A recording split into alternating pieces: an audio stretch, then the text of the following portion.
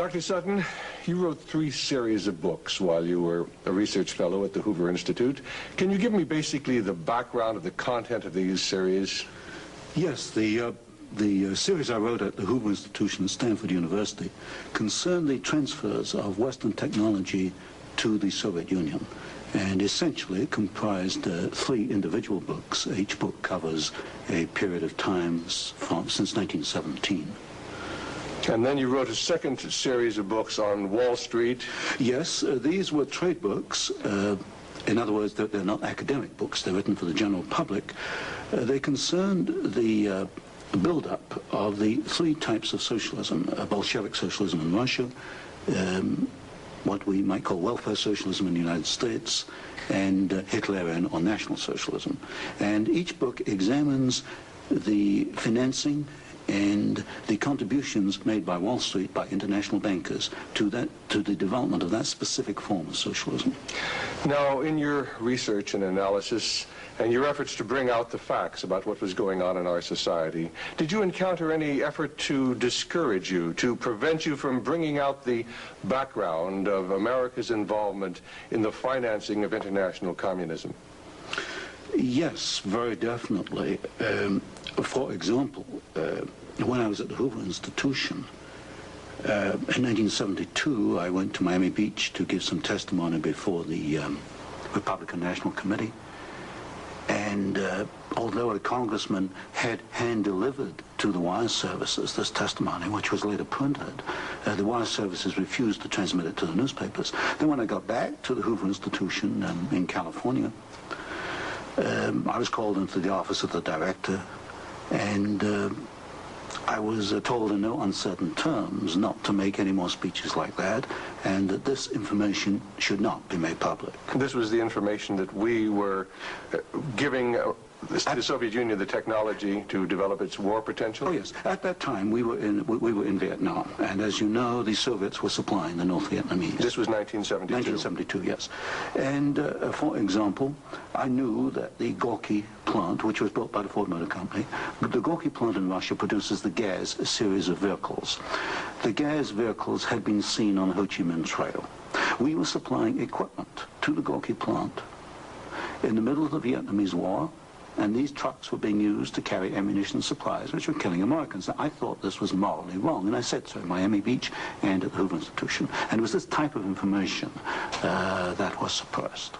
And so what eventually happened as far as your activities at the Hoover Institution were concerned? Well, I didn't pay much heed to the warnings. I published a book called National Suicide in the following year, which summarized our assistance to the Soviets, our military assistance to the Soviets. And when that book came out, again, there was great pressure to stop the book. There was pressure on both the publishers and me personally. And I felt I couldn't take this, and a few years later, I just left the Hoover Institution, and since 1975, I've been an independent author without any ties whatsoever. Let's go a little bit into the background of the financing of the German war machine that we fought in the period 1941 to 1945. Could we start, first of all, with the original financing of Hitler between 1922 and 1923, when he was first making his effort to come into prominence in Germany? The original financing of Hitler, that's in the years 1922, came only partly from Germany. One of the most prominent Americans concerned with financing Hitler was Henry Ford. In fact, Henry Ford received a medal in 1938 for his assistance to the early Nazi Party. Then, of course, Hitler had his attempted push in 1923. He went to jail, and then we begin another era in the rise of Hitler. Right, and of course, he eventually came to power in 1933 by the electoral process. What about the financing of Hitler's electoral activities in 1933? This I can trace. I have traced it very exactly. I discovered amongst the Nuremberg records a series of bank transfer slips to the Delbrück-Schickler Bank in Berlin to an account which was under the control of Rudolf Hess. And this was the fund that was used to finance Hitler's access to power in March 1973. And amongst the corporations that transferred money to Hitler, I find not only R.G. Farben, which is quite widely known, but also German General Electric, AEG, which is under the control of General Electric in the United States, or was at that time, and companies like Osram and... Now, what was the tie-in between Osram and General Electric? The tie-in was a share tie-in. International General Electric in the United States had controlling interest in German General Electric, and also through share interlocks, a controlling interest in Osram in Germany.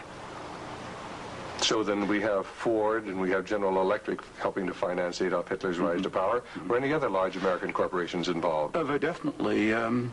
Standard Oil, through its technical association with IG Farben, for example, Germany could not have gone to war in 1939 without tetraethyl. You need tetraethyl to raise the octane value of aviation gasoline. Germany had no means of doing that. This was developed in the ethyl laboratories in the United States and transferred to the Germans.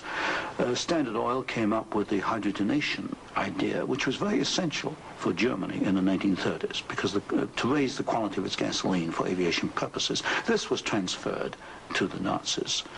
And ITT, for example, International Telephone and Telegraph, was very intimately associated with the Nazis through Dr. Schroeder, who was head of the ITT subsidiaries in Germany. And ITT controlled companies which made not only electrical instruments, but also the Focke-Wulf plant, which made airplanes, fighter airplanes. So what you're suggesting then is that American corporations were helping to finance the German industry that was building up the war potential? American corporations, only a few, not many, financed Hitler through their subsidiaries. They transferred technology. They transferred material assistance, for example, stocks of tetraethyl before the Germans could manufacture it under the joint manufacturing agreement with the United States. And also they financed this. For example, Standard Oil financed in 1933 the development of the gasoline industry in Germany, which was needed to fight World War II. And that's a very interesting point. Could you go a little bit into the background of where Germany got its oil to fight the Second World War? Because certainly Germany doesn't have oil resources. Germany does not have oil resources, that's true. It used in World War II synthetic oil, which it got from coal.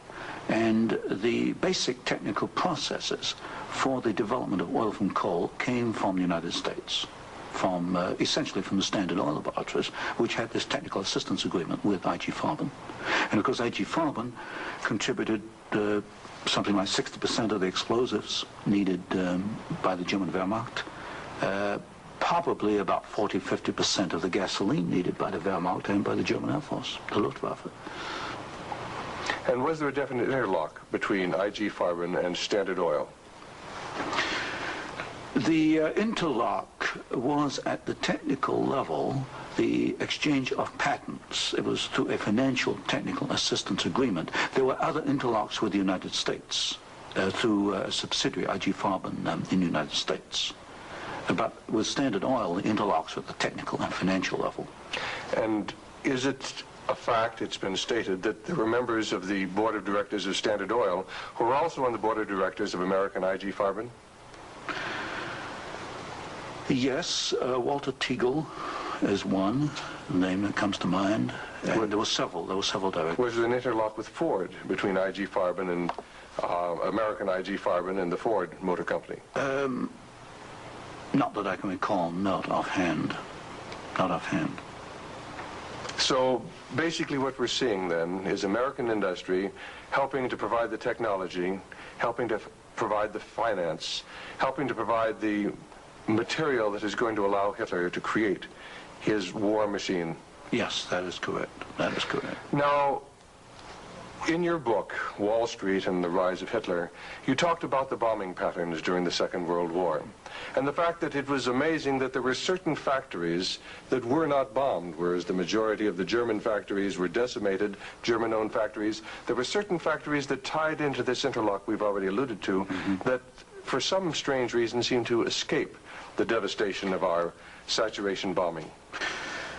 In World War II, the German electrical industry was or should have been a prime target for Western bombing. But in practice, the German General Electric plants were not bombed. Of the 10 major plants, not one was bombed, and a half a dozen others had trifling damage, broken windows, that kind of thing. So what we have here is a very interesting case of an industry which should have been bombed in World War II, but was not bombed, and yet we have American ownership, which raises a certain amount of suspicion as to why it was not bombed. But as far as the German-owned electrical companies, did they undergo a rather heavy bombing? I took a look at that. The Siemens plant, for example, they were bombed. There's no question.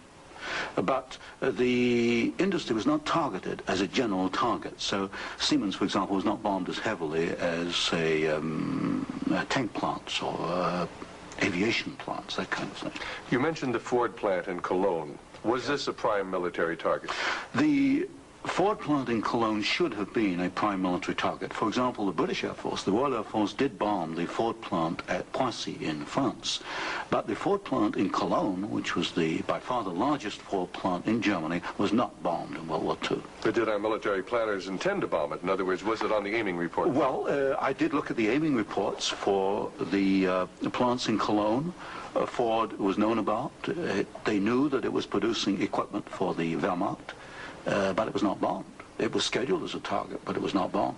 So somewhere along the line, as far as the planning was concerned, the name of the Ford motor plant in Cologne was deleted, and yet the city of Cologne itself was totally decimated. The city of Cologne was decimated, as of course many other cities in Germany were decimated. But somewhere along the line, something happened. I suspect it was in the aiming committees, and without question, orders were sent out not to bomb certain targets, even though these were prime military targets. And that's rather reminiscent of some of the orders that went out during the Korean War, some of the orders that went out during the Vietnamese War to leave specific targets within the enemy's domain untouched by our strategic bombing. I understand that was so, although I've not investigated it.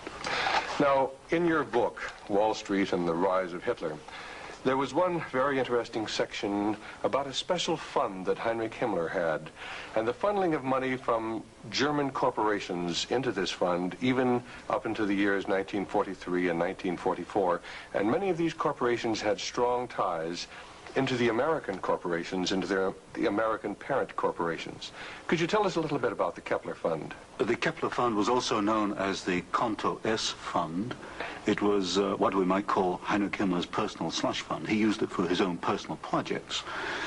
And what amazed me was both in 1933 and in 1944, the 2 years for which I examined the records, over half the funds came from American corporations. For example, in 1933, ITT, Standard Oil, General Electric, and possibly Osram were contributors. Even in 1944, in the middle of World War II, we find that ITT was funneling funds to Heinrich Himmler's fund through Schroeder, who was the chairman of the ITT subsidiaries in Germany. We also find that Depag, the Standard Oil subsidiary in Germany, was financing Heinrich Himmler, and this was in the middle of World War II. Now, were these facts ever brought out at the Nuremberg hearings? They were never brought out at the Nuremberg hearings, although the documents do exist within the files, within the records. They have not been published, as far as I know. And you actually had access to these records? Yes, there's some 400 tons of these records available, and many of them were at the Hoover Institution, or copies were at the Hoover Institution, and that's where I found the original documentation. I think it's a tragic part of our history when the American public doesn't realize the interplay then between great American corporations and the financing, the funding of the Nazi movement. Now, I wanted to talk just a little bit about the Nuremberg trials, because at the Nuremberg trials, the Nazis, the Nazi war criminals, the Nazi generals were held specifically guilty for what transpired. Were there any Americans involved? Were any Americans indicted? Were any Americans convicted as far as the financing of the Nazi war movement? Very definitely not. I looked at the criteria for what we might call war crimes under the Nuremberg Tribunal. And there's no question in my mind that certain Americans well fitted the criteria which required indictment and trial. But no Americans were ever brought to trial. Do you think there was any conscious effort to conceal this fact, both from the Nuremberg War Tribunal and from the American public? Well, there was a conscious effort in the fact that these businessmen were very prominent in stating in 1946 that they had no knowledge of what Hitler was doing, and yet they were intimately involved with the build-up with Hitler. I suspect that this was not published in the media at the time, although I've not checked that. But certainly the role of American corporations and American businessmen in aiding Hitler has not been published. Now, what about the actual financing? What about the loans from large American banks, from large British banks, to Hitler's government in that period between 1933 and 1939, when Hitler was preparing for war? Well, you've got to go back a little earlier and look at what are known as the Young loans, which were very important because I think they brought about the economic collapse of Germany in 1933. That was the Young plan. This was Owen Young, who was, of course, chairman of General Electric. Here we got a man who actually made the loans as an officer of the United States government, which brought about the collapse of Germany in 1933, enabling Hitler to take over. And then subsequent to 1933, you get a series of loans. A very good one is Standard Oil, which loaned several $1 million, at least, to Germany to build up its aviation gasoline facilities. And there are other examples. Fine. Well, I'd like to get a little bit into the background of the financing of Bolshevism, because I think this is vitally important. And we can go back to the period after the Second Revolution, which was in October and November of 1917. The initial financing of Lenin's movement, how did it tie into the American corporations? Was there any American involvement in that period between 1917 and 1918, when Bolshevism was just beginning to get a foothold in Russia? Yes, there were several incidents. The most important is one involving Colonel William Boyce Thompson, who was the largest shareholder in the Chase Bank, which of course today is Chase Manhattan Bank. And I published in one of my books a copy of a cablegram which transferred funds from New York to Petrograd in December 1917, $1 million to be precise. And Colonel Thompson made the statement later that this $1 million was given to the Bolsheviks to consolidate. They had just begun to take over Russia. They only controlled Moscow and Petrograd at that time, to aid the control that the Bolsheviks were extending in Russia. This is a very clear case. $1 million, American funds, transferred through an American Wall Street intermediary to the Bolsheviks. And didn't you publish that document here in Wallstreet and the Rise of Bolshevism? I published two statements. One is a copy of the cablegram, and the other is a copy of the news clip of the statement made by Colonel Thompson at that time that he had made this contribution. Now, why would an American capitalist, an American financier, help to aid Bolshevism? The only answer, and of course this puzzled me for years, you know, why? Why? Because we understand there to be an opposition. And the only answer I can come to is one of captive markets. The United States did not want another United States in the world. And of course, if you look at the world map, Russia is 2 or 3 times larger than the United States. Imagine this as another United States, as another competitor to the United States. What the United States wanted, or Wall Street wanted, was a captive market. And of course, socialism is a captive market because my earlier studies at Stanford University had brought out the fact that a socialist system cannot innovate. It's got to import innovation and technology from the West. And so I think the aim behind this was to encourage the development of Marxism and other types of socialism, because this would give these Wall Street bankers control of a world market, a captive market. At the end of the First World War, Russia was devastated by famine, and America sent a relief mission. It was the Hoover mission. Do you know any of the facts surrounding the activities of the Hoover Commission? Well, there's no question that in 1922, 1923, Russia was finished. Industrial output was perhaps 8 or 10% of 1913 figures, and people were starving by the hundreds of thousands.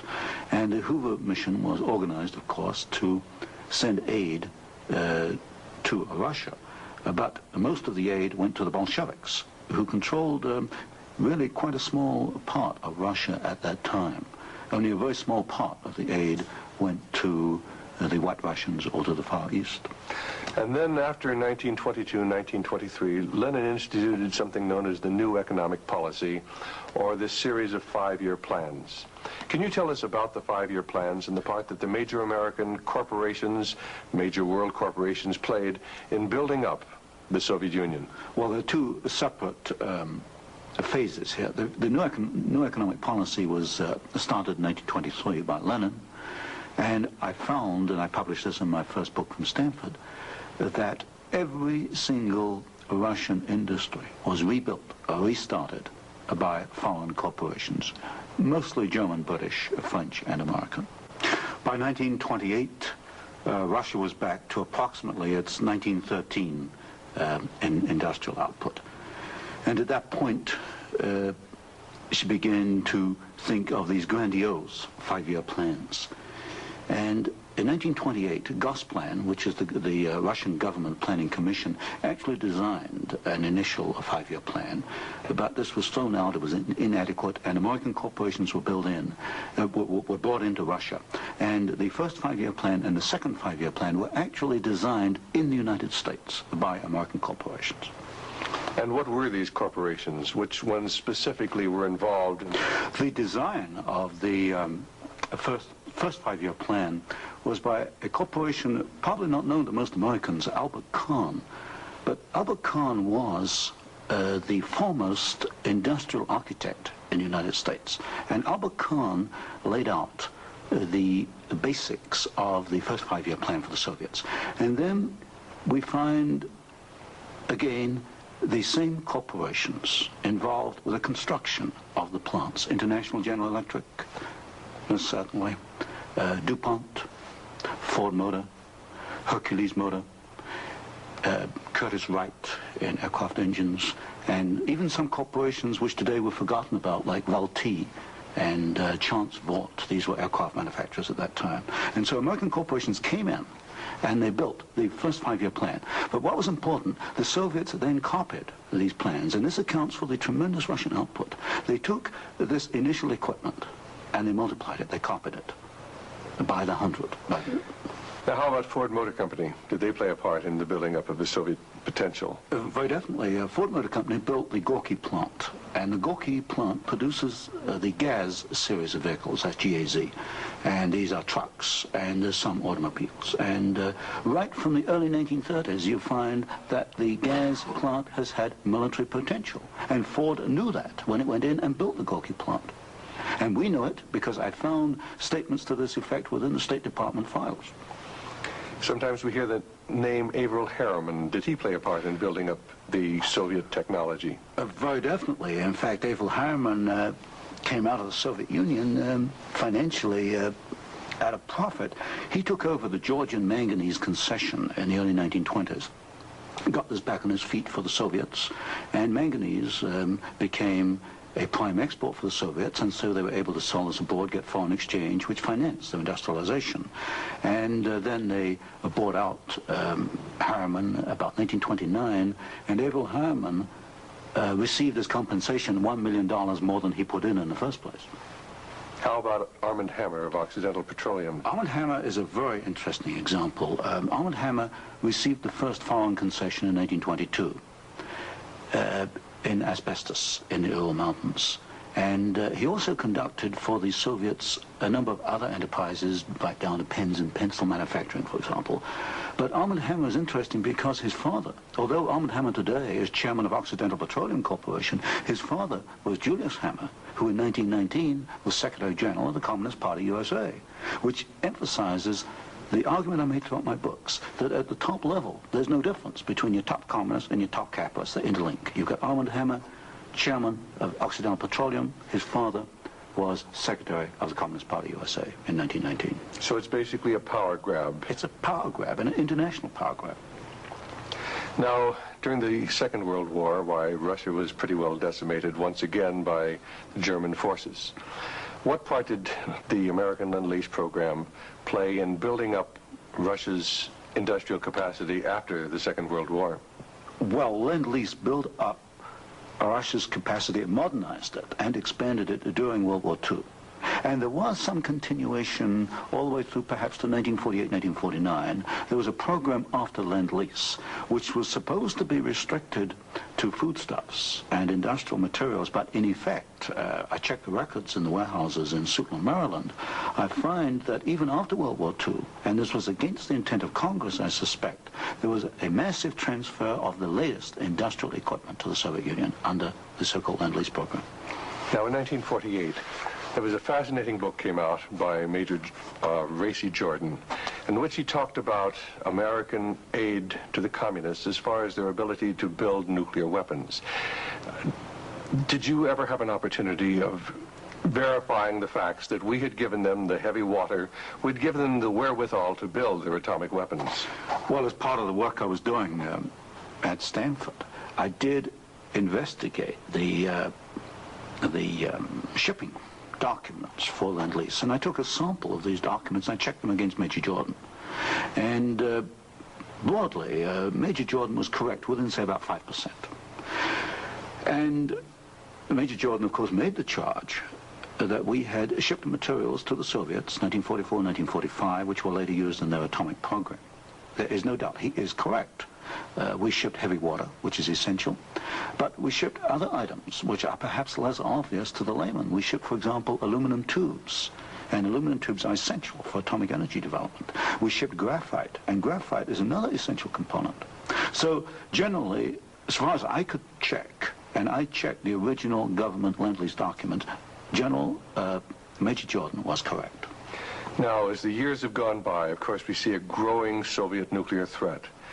The Soviets now have MIRV missiles. Mm-hmm. Can you give a little of the background on how the Soviet Union, which really didn't have the technology to develop those MIRV missiles that threaten our cities today, how were they able to develop the MIRV capacity? Well, you've got to go back and look at how the Russians were able to develop a rocket, space technology anyway. What they did after World War II was American forces were held back for a while the Soviets occupied East Germany. They stripped East Germany. They took back the latest of the V-2 rocket technology from Peenemünde and other places. And the V-2 became the basis of the Russian space technology. Now, if you skip the intervening years, you will find when you come to the early 1970s that the Russians did not have the capability to MIRV their missiles. And in particular, they lacked the ability to produce the very precision, micro-miniature ball bearings that are needed for the control systems. There was only one company in the world, Bryant, Chuck and Grinder, which could make the machinery which machines the races within which these ball bearings run. And without those races, you just cannot make MIRV missiles in any quantity. You can make one off, but not in quantity. Bryant, Chuck and Grinder was allowed to ship to the Soviet Union 45 of these machines at a time when we only had 33 in the United States. But wasn't there any objection to doing this? I objected at Miami Beach in 1972. Other people objected, but the objections were squashed. And predominantly at fault here is Henry Kissinger and the incoming administration, the incoming Nixon administration. This was known, I'm sure it was known in DOD. If I knew it, then certainly DOD knew it. But the objections were squashed, and there was suppression of the information. And so once again we see America building up the military capacity, the nuclear threat from the Soviet Union. Well, this goes, when you talk about MIRVing of missiles, you're talking about a quantum jump in your military technology. Now, I'm not a military man, but to me, the ability to do that is a massive leap forward, and we enabled them to do it, and we did it knowingly and deliberately.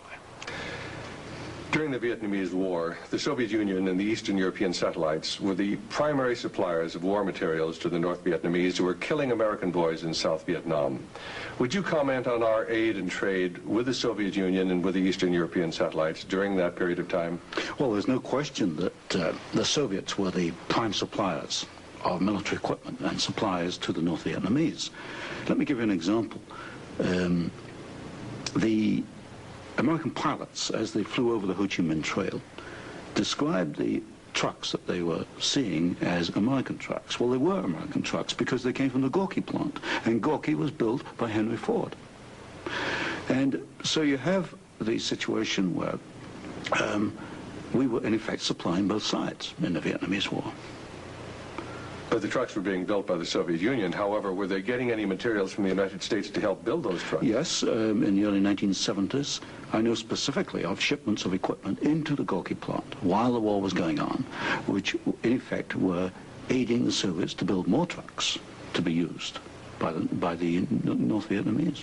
How about loans? Was America extending loans to the Soviet Union during this period when they were the primary financiers of the North Vietnamese? Yes. Beginning about 1970, there was a massive grant of loans to the Soviet Union. I'd say by about 1976, it must have totaled perhaps $40 billion outstanding.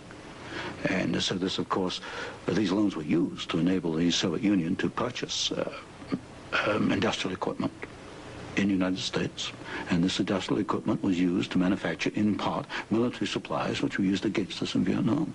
How about Russian shipping that was being used to ferry supplies to North Vietnam? Shipping is a very interesting example because the Soviets published a shipping register, about 6,000 ships, and I analyzed every one of these ships, both the origin of the technology of the ship itself, the hull, and the engine. Most of them are marine diesel engines. And I find that 60% of the Soviet merchant marine, which of course has military usefulness, 60% was built aboard. Only 40% in the Soviet Union, and that largely to Western design. But when you come to marine diesel engines, you find something really fascinating. You find that 80% of the marine diesel engines in Soviet merchant ships are Western engines, Burmeister and Wain of Copenhagen, Sulzer of Switzerland, Fiat of Italy, because that name has come up before. But the other 20% of marine diesel engines built in the Soviet Union are built to Western design under technical assistance contracts from Sulzer and Burmeister and Wain. So in effect, there could be no Soviet merchant marine without assistance from the West. How about the building of the Kama River plant? Kama River was built in the late 1960s, early 1970s. The basic design contract was let to the Italian firm of Fiat. Giovanni Agnelli is the chairman of the board. And this is important because Agnelli is tied in with Chase Manhattan Bank. He's on the International Advisory Committee of Chase Manhattan.